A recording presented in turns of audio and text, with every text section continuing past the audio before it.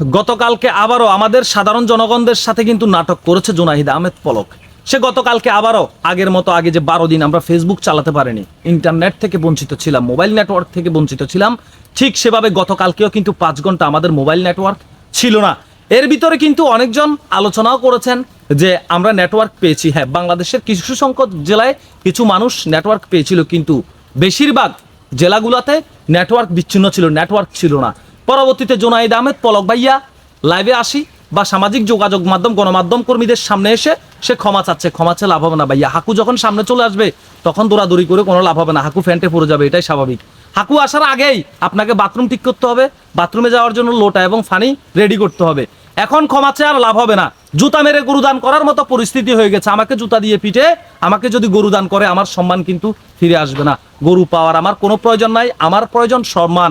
যে এই দেশে সাধারণ কোমলমতি শিক্ষার্থীরা নিজের অধিকার এবং মেধার চাকরির জন্য আন্দোলন করেছে রাস্তায়, সেই দেশে কোমলমতি শিশুদের উপরে নির্মমভাবে নির্যাতন করা হয়েছে এবং কি সাধারণ জনগণদেরকে দমিয়ে রাখার জন্য আমাদেরকে নেটওয়ার্ক থেকে বঞ্চিত রেখেছিল 14 দিন। এর ভিতরে হাজারো ছাত্র কিন্তু দুনিয়ার মায়া ত্যাগ করেছেন, গণহত্যা করেছেন সরকারি পাখানাদার বাহিনীরা। দর্শক শ্রোতা, আপনারা দেখেছেন পাকিস্তান পিরিয়ডে যখন যুদ্ধ ঘোষণা হয় তখন পাকিস্তানি পাখানাদার বাহিনীরা কিন্তু আমাদের বাংলাদেশের নাগরিক যারা ছিল তাদেরকে গড় থেকে টেনে নিয়ে কিন্তু দুনিয়া থেকে বিদায় করে দিয়েছে। ঠিক সেভাবে এই 2024 সালে কিন্তু জুলাই মাসে এই ঘটনাটি আবারও ঘটেছে। 1971 সালে যুদ্ধের সময়ে কিন্তু এতটা নির্মমতা, এতটা নির্যাতিত বাঙালি জাতি কোনো মা বোন বা কোনো ভাই কিন্তু হয় নাই, যেটা এই 2024 সালের জুলাই মাসে হয়েছে।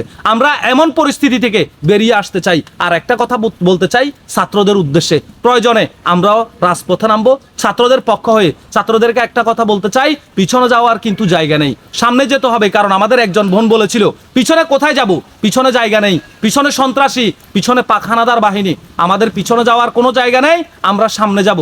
কিন্তু কারণ সামনে স্বাধীনতা। বাস্তব কথাই হলো যে সামনে আসলেই স্বাধীনতা। সামনের দিকে অগ্রসর হবেন, স্বাধীনতা পাবেন। আর পিছনে ফিরে যাবেন, আপনি এই দেশ থেকে আউট হয়ে যাবেন, এই দেশে আর থাকতে পারবেন না। বাংলাদেশে কোনো স্কুল কলেজ এবং ইউনিভার্সিটিতে বা বিশ্ববিদ্যালয়গুলোতে কোনো ছাত্র সুবিধা পাবে না, সকল ছাত্রছাত্রীরা কিন্তু সুবিধা বঞ্চিত হবে। এখন যে পরিস্থিতিতে আছেন তার চেয়ে দ্বিগুণ ভয়ানক পরিস্থিতির শিকার হবেন যদি এই আন্দোলনে ছাত্ররা পিছিয়ে যান।